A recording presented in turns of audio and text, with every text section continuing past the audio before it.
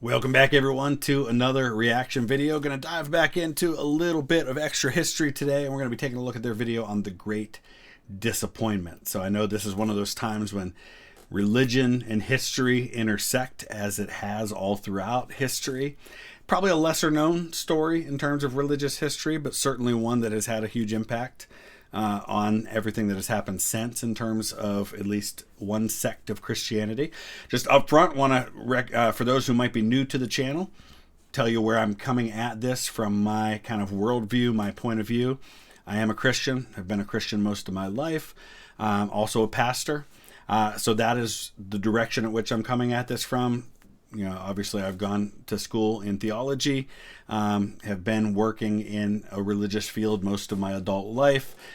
So that is my worldview. That's the way I'm coming at this from. An atheist is going to view this very differently. A Buddhist, a Muslim, some other denomination of Christianity, lots of different aspects of faith or not faith out there.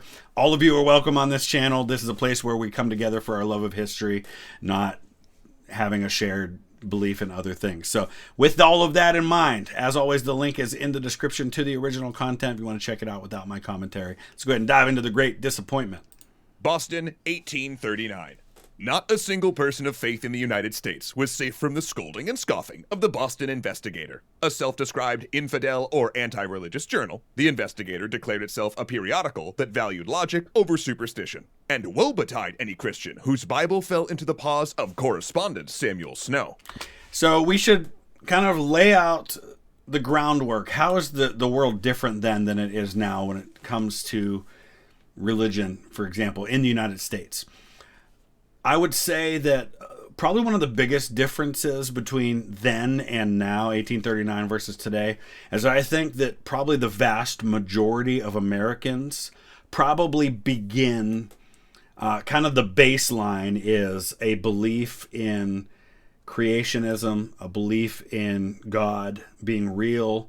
Now there's differences as far as Catholic, Protestant, what type of Protestant, being Jewish, being Muslim, things like that. But by and large, I would say that a much higher percentage of people in 1839 versus today are going to start with that baseline of believing the Bible's real, God is real, Jesus was the Son of God, things like that. Things that are much more hotly contested, debated, questioned today than they were then.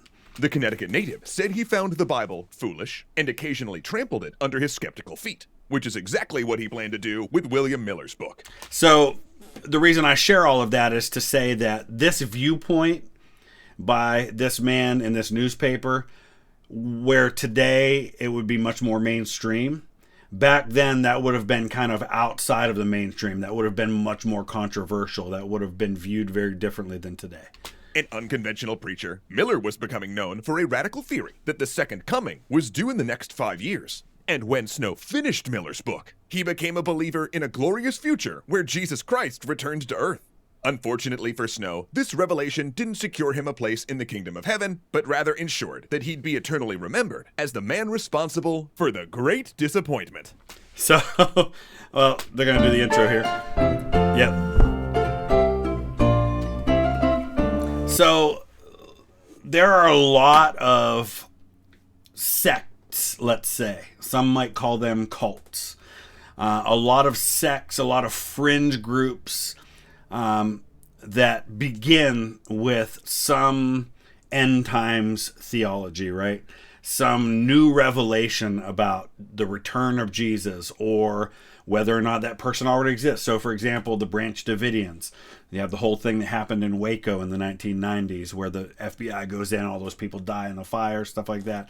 That was built in a large part on an end times theology and the idea that David Koresh was that second coming of Jesus, or that their faith was connected to an end times thing. Pretty common thing for new religions that pop up. Thanks so much to World Anvil for helping us forge today's historical tale. Real quick up top, please welcome back the creator of the hilarious history podcast Something True, Duncan Fife, who guest wrote this episode. Thanks again, Duncan. Samuel Snow was a man of reason, but what made William Miller so convincing was so was he. Miller had never understood the Christian Bible and the leaps of faith that it demanded. He preferred instead the principles of deism, that nothing more than observation and investigation should be required to divine the mysteries of the universe. And this is an oversimplification of it, but I think sometimes we over-apply the deism thing to a lot of our founding fathers. There were certainly deists among the founding fathers, but I think a lot of those deists probably would have even, at least tangentially, referred to themselves as Christians. So kind of one of the principles that a lot of deists believed in was the idea that, yes, there's a God. Yes, God created everything. What the details of that are, who knows? But God's not actively involved in the day-to-day life of the world. He kind of set things in motion and then kind of let it go. Like I said, that's an oversimplification of it, but that's one of kind of the guiding principles of all this. But in the War of 1812, Miller's infantry unit triumphed over terrifying odds in battle. And what could explain that, besides divine intervention? Miller's deist friends teased him. Surely he couldn't now believe in the Bible, with all of its irrationalities and contradictions? Not to worry, Miller assured them. With a little time, his rational mind would make sense of it all. So he worked through the text, deducing a rational explanation for every parable. It took 7 years, in which time he had come to see the Bible as a system of revealed truths to be rigorously analyzed and decoded. Which he knew he had done correctly, by the way, because he was a man of reason. So, yeah, and this is another common theme that we see pop up with new religions, new ideas of religion, new sects, if you will, is the idea that I'm the one that finally is able to correctly interpret this. Everybody else has either been guessing or hasn't figured it out, or they're wrong. This is the real truth. This is the real interpretation that has finally been revealed. And one truth he uncovered was so important, he would devote the rest of his life to spreading the news of it. Miller keyed in on a line in Daniel 8. And he said unto me, unto 2,300 days, then shall the sanctuary be cleansed. Now, Miller made two assumptions. First, that the word days here actually meant years. And second, the sanctuary being cleansed referred to the second coming. Now, a lot of people actually interpret the days and weeks to mean things like sometimes weeks in Daniel actually refers to a 7-year period. So it's not a very unique theology to see the symbolism in things like days equaling years and vice versa. And God scouring the world with holy fire, meaning Christ would return to the earth 2,300 years after, when exactly? 457 BC, Miller decided, when Jerusalem was rebuilt by Artaxerxes I. 2,300 years from then, using the rabbinical calendar, would put Christ's return between March 21st, 1843 and March 21st, 1844. Only about 25 years away. But Miller knew his discovery was complicated. So wanting to make sure it was as clear as possible, he put it in a form everyone could understand. Ta-da! With this chart. Miller preached the second coming across New England. He was a dry public speaker, but nobody had ever prophesied Christ's return with such compelling math. And this is not long after the Mormon Church is taking off. There's another branch of theology that's known as the Restoration Movement, out of which the Mormon Church was actually born, which is, rather than a new interpretation, it's saying, listen, we need to get back to the original interpretation. The idea that we need to go back to the way the church was in the first century. And everything that the church has kind of added or changed in the last 2,000 years is just man's additions. And it's a restoration of the church. And there was just something irresistible about the idea that the Bible had always been a puzzle intended to be solved. Plus, Miller didn't claim to be a prophet, just a man who'd worked out what the Bible really meant. Heck, if anyone else did the work themselves, they would surely see the same thing. And then BAM! He'd throw up that chart, and the audience would strain their eyes at it for about an hour or two. Miller persuaded thousands with his message, but his work was dismissed by mainstream Christian leaders, who were not going to tell people Christ was coming back on the word of some guy with a chart who said that actually days are years. Miller felt under attack from scoffers. And here's the thing. There is this passage of scripture where Jesus is talking and he says about the end times. He says, no one knows the day or the hour, not even the Son, referring to himself, but only the Father in heaven. The idea being that anyone usually that's interpreted by most people to say, well, if anybody tries to claim they do know, they don't, because Jesus said they don't know. Now, you can interpret that another way and say, okay, well, Jesus said that at the time, but that doesn't mean that somebody doesn't know now. So a lot of ways to look at that, but that's going to be the main way of refuting this, is that, well, God says nobody knows. So he urged his followers to keep spreading the word, and eventually they financed and published their own newspapers and pamphlets. Then once in print, Miller's works spread around the world. At their peak, Millerites numbered anywhere between 50 and 500,000, depending on whose numbers you believe, including one, Samuel Snow. After reading Miller's book, Snow joined the Millerites and labored to fund their operations. Snow was excited. Miller was such a fresh, disruptive thinker that his message transcended denomination. All were united in wait for the second coming. And y'all, here it finally was. March 1843. Miller had predicted Christ would arrive within the window of a year. And I should mention, too, that if you go back and read the New Testament, a lot of which was written by, like, Paul, for example, but some of it wasn't, you'll find a common theme with the early Christians of that first century was that they believed that Jesus' return was imminent, like as in their lifetime, possibly. So all throughout history, people have felt this way. I knew people that 30 years ago when the Gulf War happened in like 1990, 91, they thought that was a sure sign that Jesus' return was imminent. So this has been a common theme all throughout Christianity, is that this is a sign Jesus is coming back. Man, I guarantee people when World War I happened, they thought that was certainly something right out of the book of Revelation. So it's always been that way. Now, of course, the Millerites wanted something a bit more concrete than that, but Miller wouldn't budge. There were so many possible chronological errors in recorded history, he said, that it was impossible to predict the second coming with any greater accuracy. So he counseled patience, which came in handy, because the year passed with no sign of Jesus. Okay, Miller said. Maybe let's, give it an extra month. Well, then that went by too. Pretty disappointing. Miller admitted he had miscalculated, but if he looked back at his work, he just couldn't see how. He was still convinced in his analytical powers, and therefore his overall conclusion. So what do you do in that situation? You either admit you're wrong, or you got to find some way of tweaking the original prediction to make it fit what you said. Christ was coming, and soon. Okay, the Millerites pressed, but when? Well, Miller said, it will be the next major world event. How about that? The next big headline. In the meantime, don't lose faith. Because if we do, it might start looking like we based this whole thing on a poorly laid out eye chart.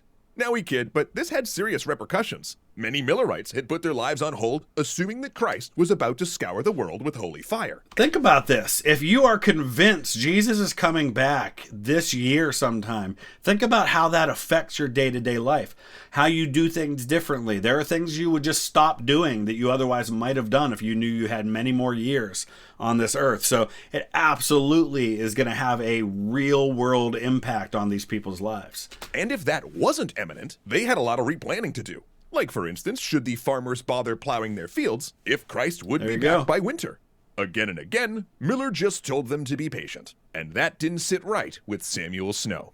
Over the past year, he'd been doing his own math and thought Miller's numbers were off. Of course, Millerite leaders didn't pay much attention. In fact, they publicly dismissed his conclusions. But after Miller's two predicted deadlines came and went, Snow was increasingly confident in his analysis. Mr. Miller had found most of the clues, but not all. So one night in August, Snow rode into camp on horseback and cried, "October 22nd!" Displaying elaborate math, Snow announced that Christ would return on that date, in just 2 months. To the Millerites, this sounded awesome. They'd now been promised the second coming, not just in their lifetimes, but this year. Now, to be clear, Miller did not sign off on this. These weren't his calculations. He doubted Snow's reasoning. And look, he didn't even have a chart, so... But Snow's movement began picking up steam, so eventually Miller got on board, figuring that if they were all so excited, it must be the will of God. Besides, he couldn't really do anything to dissuade it anyway. The Millerites spent the next few weeks settling their earthly affairs, paying their debts, or offering to pay the debts of others. Whatever it took to meet their Lord and Savior with a clear conscience. Which they didn't. Meet their Lord and Savior, that is, because on October 22nd, the Millerites sat around in quiet, anxious prayer until it was time for bed. And in the morning, the papers didn't tell of the second coming, but rather of the great disappointment. It was the Millerites' worst fear. Scoffers had won the day. Well, it must be October next year, Snow said, or one of the years after that. But in truth, there's only so much great disappointment one can take. Right. At some point, people are just going to stop listening to you. You can't keep being wrong when you're that specific. And the Millerites couldn't keep collectively putting themselves through this. The group fractured, with thousands abandoning Miller and Christianity entirely, while others started puzzling out how, despite the world not ending, their beliefs could still be correct. Snow never admitted to a mistake. Perhaps the second coming did happen, he suggested, and now the door to heaven was closed. Ooh, or perhaps Jesus Christ had just delayed the apocalypse, ordained Snow as his prime minister, and tasked him with preparing the world for his descent. But regardless of the message, Snow never recaptured the electricity of his horseback proclamation, and the former skeptic died decades later, declaring to anyone who would listen that he was the prophet Elijah. And in the Bible, it talks about Elijah preceding the second coming, and that's why he said that. Here's the problem, just from a Christian point of view on this, a Christian worldview, is that when you do this kind of thing, you do real damage to real mainstream Christianity, because you drive people away who had otherwise been faithful believers, who now have taken that extra step with you beyond the limits of what traditional Christianity is. And when they step back from that, now they're disillusioned not just with your movement, but maybe with Christianity as a whole. And so you do real damage there, just coming at this from a Christian point of view. Miller, for his part, apologized. Clearly he'd made a mistake somewhere, but he went to his grave certain that he was still basically right. The second coming would happen. He was, to his core, a man of reason. Convinced that there were no mysteries in the world, only puzzles, and if one looked hard enough, the truth was out there. I mean, if it wasn't, he just spent 7 years... Was that the Ancient Aliens guy? Is that what that was supposed to be? It sure looked like it. And if one looked hard enough, the truth was out there. I mean, if it wasn't, he just spent 7 years of his life coming up with Bible fan theories. After the Great Disappointment, not all of the Millerites abandoned his ideas. Adventists. Some set off on their own and founded new churches, most notably the Seventh-day Adventists, who flourished under their own direction with 21 million members today. So there you go. I mean, there's the real... This is why when I said at the beginning that this has real historical impact. 21 million people is a large group of people that are part of a church that has its roots. It may not believe the same thing, but has its roots in that Millerite movement. They still believe in the second coming, but if they've learned one thing from the Great Disappointment, it's this: manage expectations. Yes, Jesus Christ will return to earth, they say, and if you ask when, you'll get a firm answer: when he's good and ready. When he's good and ready, that's right. So that was interesting, something a little different, kind of taking a look at religious history. This is something I'll dive into here and there, but I don't want to try and push that on people too much. But I think it's interesting, no matter what your background or your beliefs are, to learn more about these historic events that happen like that. So let me know your thoughts, use the comment section below, and we'll be back again tomorrow with some more. Thanks for watching.